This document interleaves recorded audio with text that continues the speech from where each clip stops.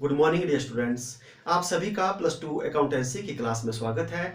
हम डिस्कस कर रहे थे चैप्टर 5 रिटायरमेंट और डेथ ऑफ ए पार्टनर।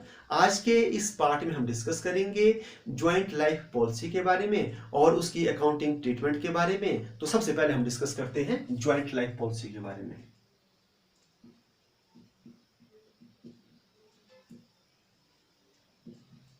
तो ज्वाइंट लाइफ पॉलिसी क्या है? ये जो है एक इंश्योरेंस पॉलिसी ही है। Insurance policy. अब इंश्योरेंस पॉलिसी कौन लेता है? वो लेता है इंडिविजुअल, अकेला। वो क्यों लेता है? उसका पर्पस होता है, एक होता है सेविंग, एक होता है रिस्क कवर करना। एक तो उसकी सेविंग हो जाती है, बाकी लाइफ का क्या रहता है, रिस्क कवर भी रहता है। अब बात आ जाती है ज्वाइंट लाइफ पॉलिसी की। तो ज्वाइंट लाइफ पॉलिसी में क्या है, जब दो या दो से अधिक व्यक्ति, टू और मोर देन टू पर्संस क्या कर लेते हैं, ज्वाइंटली कोई पॉलिसी, इंश्योरेंस पॉलिसी अंडरटेक कर लेते हैं, उसको लेते हैं, उसको हम बोलते हैं ज्वाइंट लाइफ पॉलिसी। अब हम यहां पर बात करेंगे पार्टनरशिप की। तो पार्टनरशिप की ज्वाइंट लाइफ पॉलिसी। अब पार्टनरशिप जो फर्म है वो क्यों लेती है, तो हम समझते हैं। जैसे हमारे पास तीन पार्टनर हैं, एक ए है, एक बी है, एक सी है। जब तीनों पार्टनर इकट्ठे हो गए तो क्या बन गए, ये फर्म। वैसे इंडिविजुअल क्या है, ये पार्टनर है। तो क्या करेंगे, ये तीनों मिलकर के एक डिसीजन लेंगे। वो अपने फ्यूचर्स के बारे में क्या करेंगे, सोचेंगे कि आज हम काम कर रहे हैं, कल को क्या पता किसी की अगर क्या हो जाती है, डेथ हो जाती है। तो जैसे सपोज सी की क्या हो गई, डेथ हो गई। तो जब डेथ हो जाएगी तो सी के जो एग्जीक्यूटर हैं वो अमाउंट मांगेंगे। उनको जो सी का जो अमाउंट है वो ए और बी को क्या करना पड़ेगा, पेड करना पड़ेगा। ए भी पेड करेगा, बी भी पेड करेगा। तो वो कहां से पेड करेंगे, वो करेंगे पेड बिजनेस से। अगर बिजनेस से पेड करेंगे तो बिजनेस की जो लिक्विडिटी है, तरलता है, उसके ऊपर क्या पड़ेगा, प्रभाव पड़ेगा, इफेक्ट होगी। उसकी फिर लिक्विडिटी नहीं रहेगी, क्योंकि जब भी हम बिजनेस से क्या कर लेते हैं, कैश को निकाल लेते हैं, तो उसका बिजनेस के ऊपर काफी ज्यादा क्या पड़ता है, इफेक्ट पड़ता है। तो इसलिए वो क्या करते हैं, या तो हो गई डेथ या तो फिर रिटायरमेंट। जैसे सपोज बी बोल रहा है कि मैंने क्या कर लेनी, रिटायरमेंट ले लेनी, मेरे से जो है काम नहीं हो रहा है, ठीक है, मेरे को क्या कर दो, रिटायर कर दो। तो जब बी रिटायर हो जाएगा तो वो ए और सी से क्या करेगा, अपने हिस्से की मांग करेगा। ए और सी को क्या करना पड़ेगा, बी को अमाउंट जो बन रहा है उसका पेड करना पड़ेगा। तो बस यहाँ पर भी बात है कि अगर वो उस अमाउंट को बिजनेस से पेड करेंगे तो बिजनेस क्या हो जाएगा, उससे इफेक्ट हो जाएगा। तो इसलिए क्या करती है जो फर्म है, मिलकर के तीनों एक मतलब डिसीजन लेते हैं कि क्यों ना हम क्या कर दें, ज्वाइंट लाइफ पॉलिसी ले लें। तो ये ज्वाइंट लाइफ पॉलिसी क्या कर देते हैं, ले लेते हैं। तो जेएलपी, इसको शॉर्टकट में जेएलपी बोलते हैं। ज्वाइंट लाइफ पॉलिसी क्या कर दी, इन्होंने ले ली। फिर इससे क्या होता है, इससे फिर उनकी एक तो क्या होने लग पड़ती है, सेविंग, और एक फिर क्या रहता है, रिस्क कवर भी रहता है। ठीक है, सेविंग भी रहती है और क्या रहता है, साथ में रिस्क कवर भी रहता है। क्योंकि अगर जैसे ही किसी पार्टनर्स की क्या हो जाती है, डेथ हो जाती है, तो उस दशा में जितने की पॉलिसी है, ये सारी की सारी टर्म में मैं आपको बताऊंगा, तो अमाउंट इकट्ठा ही दे दिया जाएगा ए और बी को, और ए और बी जो है उस अमाउंट को सी के एग्जीक्यूटिव को क्या कर देंगे, पेड कर देंगे। और अगर बी रिटायरमेंट चाहता है तो उस पॉलिसी को क्या कर दी जाएगा, बंद कर दी जाएगा, और उस पॉलिसी को बंद करने से जितना अमाउंट मिलेगा वो ए और सी किसको दे देंगे, बी को पेड कर देंगे। अब आपको ज्वाइंट लाइफ पॉलिसी को समझने के लिए कुछ टर्में हैं, 4-5 टर्में, उनको मैं आपको समझाता हूं। जब आपको वो क्लियर होगी तो आपको कोई डाउट नहीं रहेगा इसमें। तो सबसे पहला है आपकी टर्म जो है पॉलिसी वैल्यू। तो जितने की आप जो है पॉलिसी लेते हैं, जैसे आपने ले ली पॉलिसी 20 लाख की, तो इसको बोलेंगे हम पॉलिसी वैल्यू। जितने की आप क्या करते हैं, इंश्योरेंस पॉलिसी लेते हैं, जितने का आप रिस्क कवर कराना चाहते हैं, तो कितने की ले ली, हमने ले ली 20 लाख की, तो इसको बोलते हैं पॉलिसी वैल्यू। फिर सेकंड जो है आपको आनी चाहिए टर्म। टर्म अवधि, अवधि जो आपने 20 लाख ली वो कितने मतलब जैसे जो है ईयर्स के लिए ली। जैसे मतलब सपोज अवधि जो है वो 10 ईयर भी हो सकती है, 15 ईयर भी हो सकती है, 20 ईयर भी हो सकती है, 25 ईयर्स भी हो सकती है। वो जितनी मर्जी आप जो है अवधि हो लेना चाहे ले सकते हैं। लेकिन जब आप कम अवधि की लेंगे तो आपकी जो किस्त है, प्रीमियम है, वो क्या बढ़ जाएगा, ज्यादा। और अगर आपकी अवधि क्या होगी, लंबी, तो किस्त की प्रीमियम क्या बैठेगा, कम। ठीक है, तो जैसे हमने ऐसा मान लिया कि हमने 20 ईयर्स की जो है वो ले ली टर्म्स, जो पॉलिसी वो ले ली। कितने की पॉलिसी ली हमने? 20 लाख की ली। और जो टर्म है वो कितनी है? वो है मतलब 20 साल के लिए, और 20 लाख की वैल्यू और 20 साल की कहते हैं उसकी टर्म। अब ऐसा होगा कि 20 लाख का रिस्क कवर करने के लिए इंश्योरेंस कंपनी रिस्क कवर करेगी तीनों पार्टनर्स का। तो उस रिस्क को कवर करने के लिए एक शुल्क लेगी, एक फीस लेगी, उस फीस को बोलते हैं प्रीमियम। तो थर्ड आपको पता होना चाहिए प्रीमियम। तो प्रीमियम जो है वो लिए जाएगा, जैसे सपोज 20 लाख का है तो हम ऐसा मान लेते हैं कि 20,000 जो है वो आपका बन रहा है ईयरली, ठीक है। ये जैसे हमने ऐसे एज्यूम किया जो प्रीमियम है, जैसे अगर 20 लाख रुपीस क्या करना चाहते हैं, रिस्क कवर करना चाहते हैं, तो हर साल कितना कितना रुपीस पेड करना पड़ेगा? 20,000 रुपीस क्या करना पड़ेगा? पेड करना पड़ेगा। किसको? अब ये जो प्रीमियम है इसको पेड कौन करती है? फर्म। फर्म लेती है सभी पार्टनर्स की ज्वाइंट लाइफ पॉलिसी। तो प्रीमियम कौन पेड कर रहा है? प्रीमियम पेड कर रही है फर्म। तो आपको 3 टर्म में बता दी। सबसे पहले बता दी कि पॉलिसी की वैल्यू, दूसरा बता दिया आपको मैंने टर्म, और तीसरा आपको बता दिया मैंने प्रीमियम। अब चौथा आता है मेच्योरिटी वैल्यू। मेच्योरिटी वैल्यू, तो मेच्योरिटी वैल्यू होती है जैसे ही आपकी 20 ईयर्स क्या होगी? कंप्लीट हो गई, तो 20 साल पूरा होने के बाद जो आपको अमाउंट क्या होगा, इंश्योरेंस कंपनी क्या करेगी? देगी। तो कितना देगी? जो 20 लाख है एक वो, और प्लस जितना भी उसमें जो है इंटरेस्ट, जैसे जो डिविडेंड वगैरह बन रहा है वो आपको क्या कर दिया जाएगा? पेड कर दिया जाएगा। तो मेच्योरिटी वैल्यू होती है जैसे ही एक तो अवधि पूरी हो गई, जैसे 20 साल पूरा हो गया तब भी ये अमाउंट मिलेगा जितने की आपने पॉलिसी ली हुई है। या दूसरा केस, बड़ा इंपॉर्टेंट बात ध्यान रखना आपने, ये डेथ हो जाती है किसी पार्टनर्स की, जैसे सपोज 4th ईयर ही डेथ हो गई, ठीक है। तो जो किस्तें हैं वो कितने कितने की गई? प्रीमियम तो 20,000 की गई 4, तो 80 जो है 1000 हमने किस्त क्या की? पे की। लेकिन जैसे सपोज अगर कोई पार्टनर जैसे सी की डेथ हो गई, तो इंश्योरेंस कंपनी क्या करेगी? जो मेच्योरिटी अमाउंट है वो पेड करेगी। तो मेच्योरिटी अमाउंट कब पेड होता है? वो होता है एक तो टर्म पूरा हो जाए तब, ठीक है, और दूसरा अगर किसी पार्टनर्स की डेथ हो जाए तब। अब एक और बात है, जैसे 5th नंबर पे सरेंडर वैल्यू। सरेंडर वैल्यू इसको बोलते हैं समर्पण मूल्य। तो सरेंडर वैल्यू क्या होती है? सरेंडर वैल्यू होती है कि जब हम पॉलिसी को क्या कर देते हैं, जैसे हमने 20 साल की ली हुई है और हमारे को पॉलिसी 20 साल से पहले क्या करनी पड़ती है? कैंसिल करानी पड़ती है, बंद करवानी पड़ती है। तो उसको बंद करवाने से जो हमारे को वैल्यू मिलती है उसको बोलते हैं हम सरेंडर वैल्यू, ठीक है। जैसे मतलब सपोज हमने 6 ईयर्स के बाद ही क्या कर दिया? उसको क्लोज करा दिया। तो क्लोज कराने के बाद जो हमारे को वैल्यू मिलेगी, ठीक है, तो उसको हम क्या बोलेंगे? सरेंडर वैल्यू हम बोलते हैं। तो अब हम जो है यहाँ इकट्ठा समझेंगे, तो सरेंडर वैल्यू कब कब आएगी और मेच्योरिटी वैल्यू आपको कब मिलेगी। तो सरेंडर वैल्यू कब कब मिलेगी? तो हमने पार्टनरशिप में जो टॉपिक है वो डिस्कस किए, एक एडमिशन ऑफ ए पार्टनर और एक रिटायरमेंट ऑफ ए पार्टनर, और एक हमने कौन सा टॉपिक डिस्कस किया? Death of A partner. तो एडमिशंस के बारे में पहले हम समझते हैं। तो एडमिशंस में क्या होता है कि जैसे ए एंड बी जो है टू जो है पार्टनर थे, अब उन्होंने सी को क्या किया? नए को एडमिट किया, और वो 3:2 में क्या कर रहे थे? प्रॉफिट एंड लॉस को क्या कर रहे थे? बांट रहे थे, ठीक है। अब क्या होगा इस केस में? ए और बी पार्टनर थे, तो उन्होंने ली होगी, ए और बी ने, क्योंकि 2 पार्टनर थे तो उन्होंने ज्वाइंट लाइफ पॉलिसी ली होगी, जीएलपी ली होगी दोनों ने। लेकिन जैसे ही सी एडमिट हो जाएगा तो उनको क्या करना पड़ेगा? अब तो नया पार्टनर आ गया, तो उनको ये ज्वाइंट लाइफ पॉलिसी क्या करवानी पड़ेगी? क्लोज, कैंसिल करवानी पड़ेगी। तो इनको भी कौन सी वैल्यू मिलेगी? सरेंडर वैल्यू इनको मिलेगी। और उस सरेंडर वैल्यू को कौन बांटेंगे? यही बांटेंगे जो ओल्ड पार्टनर है ए और बी दूसरे में। और फिर अब क्यों इनको कैंसिल करानी पड़ी जल्दी, जितने की उन्होंने ली थी, क्योंकि सी आया नया। अब जो नई ज्वाइंट लाइफ पॉलिसी हो किस किस में होगी? ए बी और सी में, जैसे जो है नई ज्वाइंट लाइफ पॉलिसी बढ़ेगी। तो आपको सरेंडर कब कराना पड़ा? जब एडमिशन ऑफ रिटायरमेंट, मतलब एडमिशन के वक्त, जैसे किसी पार्टनर्स की क्या होगी? एडमिशन हुई, तब मतलब आपको पॉलिसी क्या करनी पड़ेगी? क्लोज करानी पड़ी। और वैसे ही अब देखो हम बात करते हैं रिटायरमेंट की, जैसे ए है, बी है, सी है, उन्होंने पॉलिसी ली थी।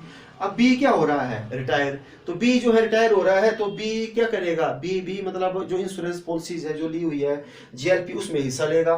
तो इनको क्या करनी पड़ेगी, इनको फिर वो पॉलिसी क्या करनी पड़ेगी, ज्वाइंट लाइफ पॉलिसी वो क्लोज करवानी पड़ेगी। तो इस दशा में भी उनको क्या मिलेगी, सरेंडर वैल्यू, और इस दशा में भी उनको क्या मिलेगी, सरेंडर वैल्यू। ठीक है, तो सरेंडर वैल्यू को कौन बांटेंगे, इसमें बांटेंगे ए बी और सी तीनों, और इसमें किसको मिलेगी, वो मिलेगी ए और बी को मिलेगी। और जब मतलब किसी पार्टनर्स की क्या हो जाती है, डेथ हो जाती है, तो इसमें आपको मैच्योरिटी वैल्यू क्या होगी, मिलेगी, फुल मतलब जो है वैल्यू मिलेगी जितने की आपकी जो है।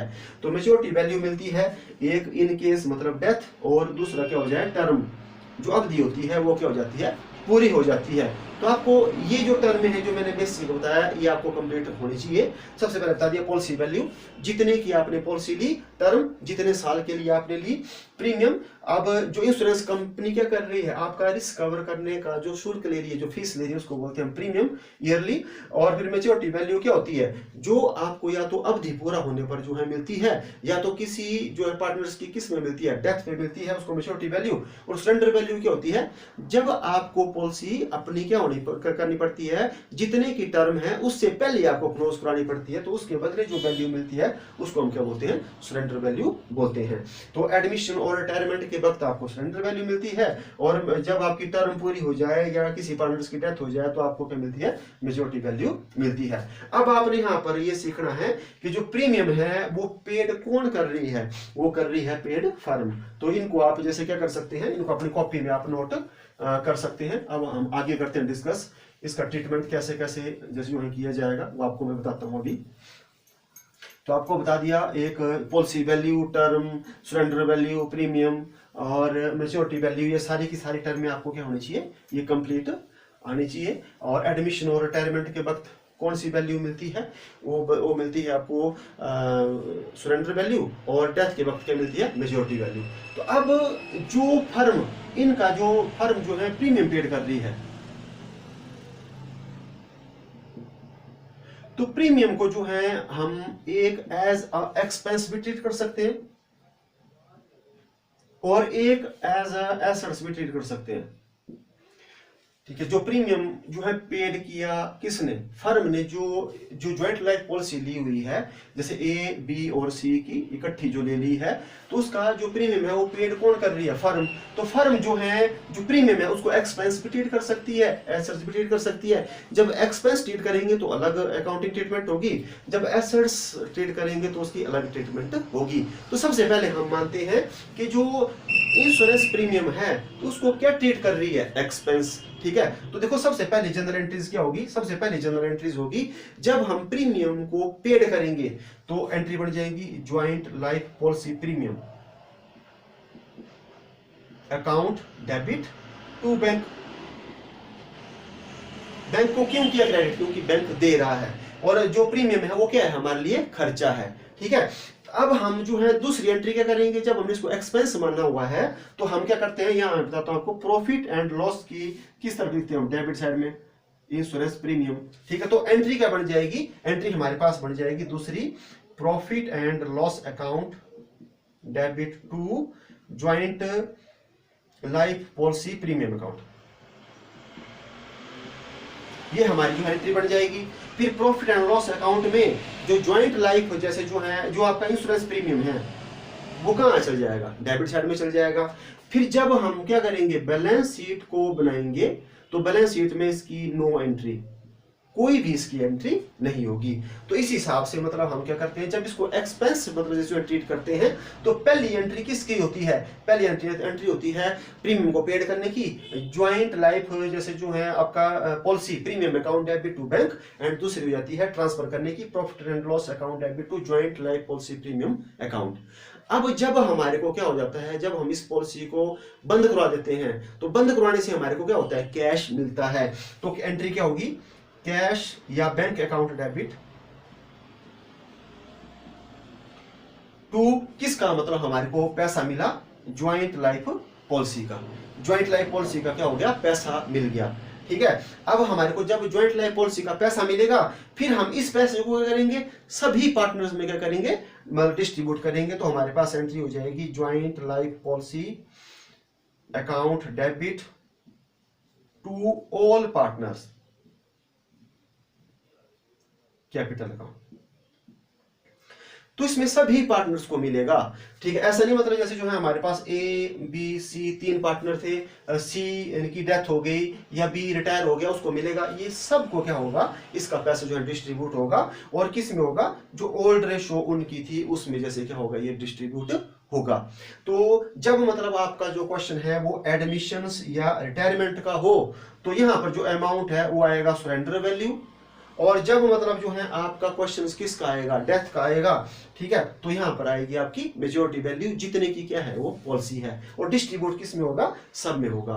अब वो भी मैं आपको बताता हूं कि सब में डिस्ट्रीब्यूट वो क्यों होगा। सब में डिस्ट्रीब्यूट इसलिए होगा क्योंकि जब हमने जैसे जो है प्रॉफिट एंड लॉस अकाउंट जैसे जो है तैयार किया, ठीक है, तो उसमें हमने इंश्योरेंस प्रीमियम क्या किया, यहां पर जैसे बताया, जैसे सपोज हमारा 20,000 रुपीज था, तो 20,000 रुपीज जब था हमने इसको एक्सपेंस बताया तो हमारे प्रॉफिट क्या हो गए, कम। जैसे सपोज हम ऐसा मानते हैं कि हमारे जो प्रॉफिट थे वो थे 1 लाख रुपीज, तो 1 लाख में जब हमने इंश्योरेंस प्रीमियम 20,000 रुपीज बताया तो हमारे जो प्रॉफिट कितने बच गए, वो बच गए 80,000 रुपीज।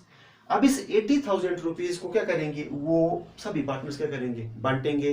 तो मतलब ऐसा किया है कि सभी पार्टनर्स ने क्या किया है, कॉम्प्रोमाइज किया है, सब ने क्या किया है, जो है इसमें जो जॉइंट लाइफ पॉलिसीज में कंट्रीब्यूट किया है, फर्म ने सबके प्रॉफिट के हिस्से में क्या लाई है, कमी लाई है। तो इसलिए जो फिर मिलेगा इंश्योरेंस पॉलिसी का वो सबको क्या होगा, मिलेगा। तो आपको बता दिया कि जब जॉइंट लाइफ पॉलिसी को एक एज ए एक्सपेंस ट्रीट करते हैं तो अगर एडमिशन और रिटायरमेंट का क्वेश्चन हो तो जब आप पार्टनर्स का कैपिटल अकाउंट बनाएंगे तो पार्टनर्स के कैपिटल अकाउंट में कहां लिख दिया जाएगा, क्रेडिट साइड में बाय जॉइंट लाइफ पॉलिसी। और अगर एडमिशन का क्वेश्चन है तो जो पार्टनर पुराने थे उनको ओल्ड रेशो में, और अगर मतलब जैसे जो है आपका किसका है, रिटायरमेंट का क्वेश्चन है, ठीक है, तो किसको मिलेगा, वो सबको मिलेगा, ठीक है, जितने पार्टनर्स थे। और अगर डेथ का क्वेश्चन है तो फिर उस दशा में सरेंडर वैल्यू नहीं मिलेगी, उस दशा में कौन सी वैल्यू मिलेगी, मेजॉरिटी वैल्यू, और डिस्ट्रीब्यूट वैसे ही होगी, ठीक है। तो इसके बारे में क्या कर दिया, आपको बता दिया।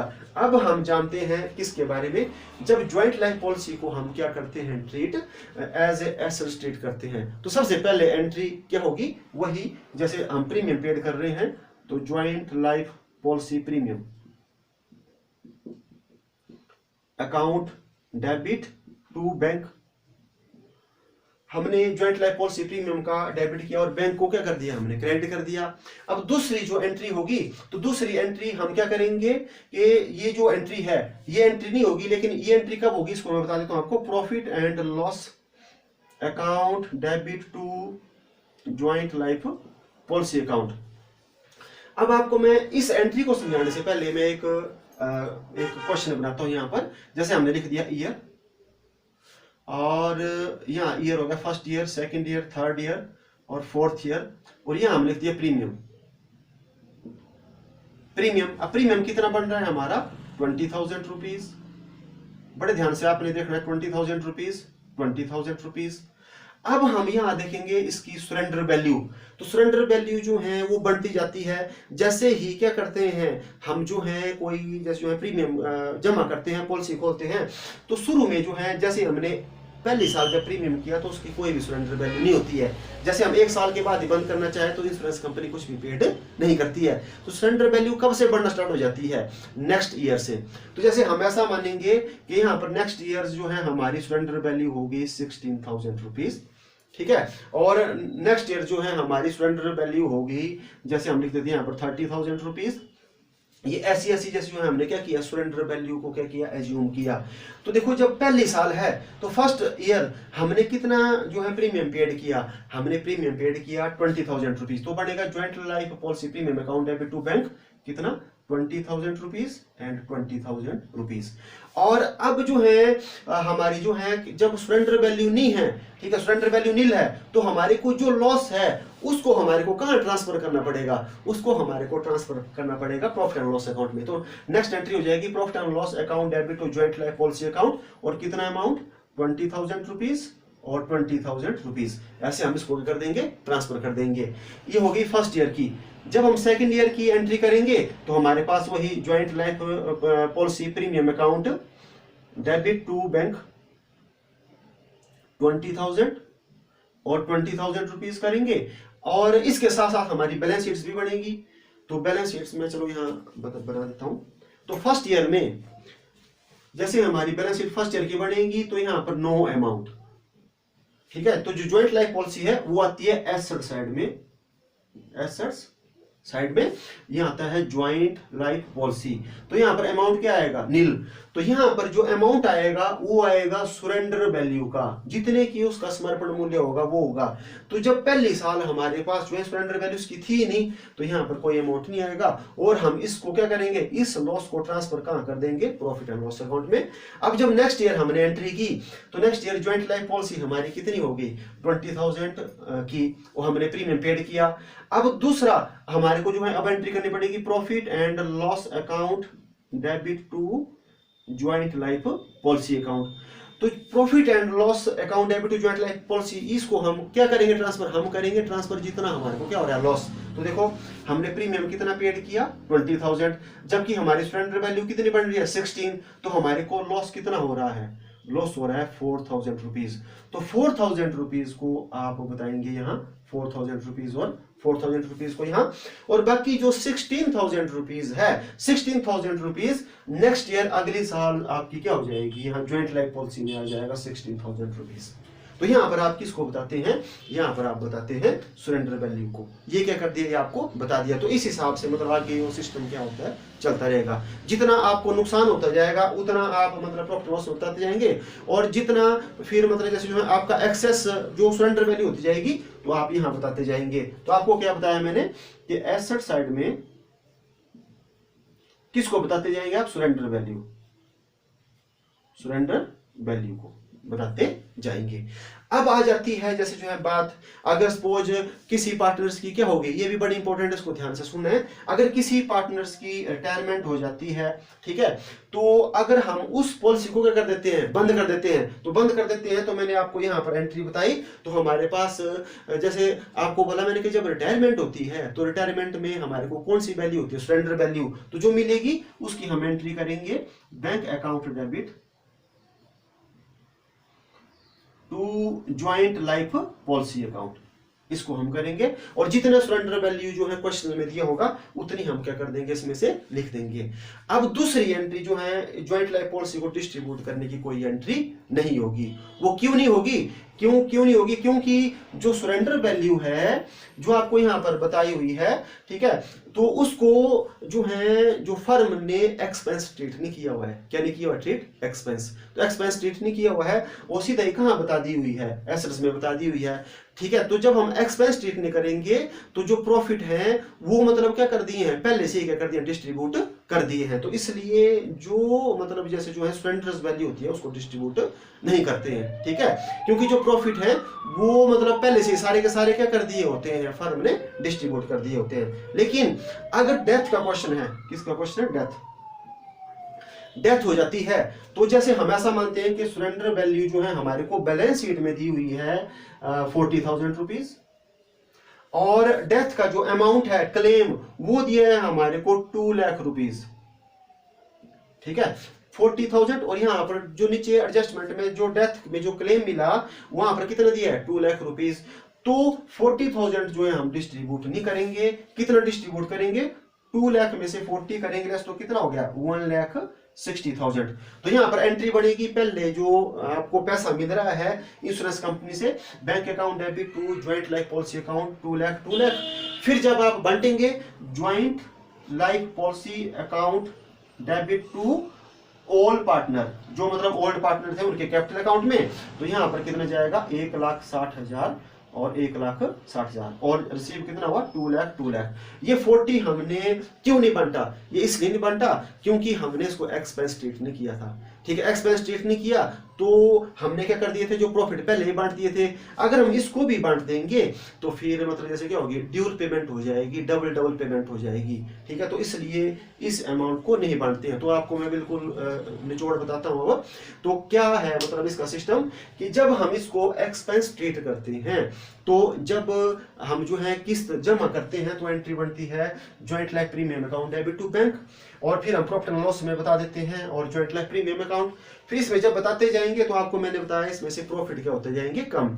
तो इसमें जब एडमिशन का है, रिटायरमेंट का क्वेश्चन है, अगर हम पहले इसको जो है पॉलिसी को बंद कर देते हैं तो जो सरेंडर वैल्यू है वो सभी पार्टनर्स में डिवाइड होगी जो जो जिनकी वो बैलेंस शीट्स थी।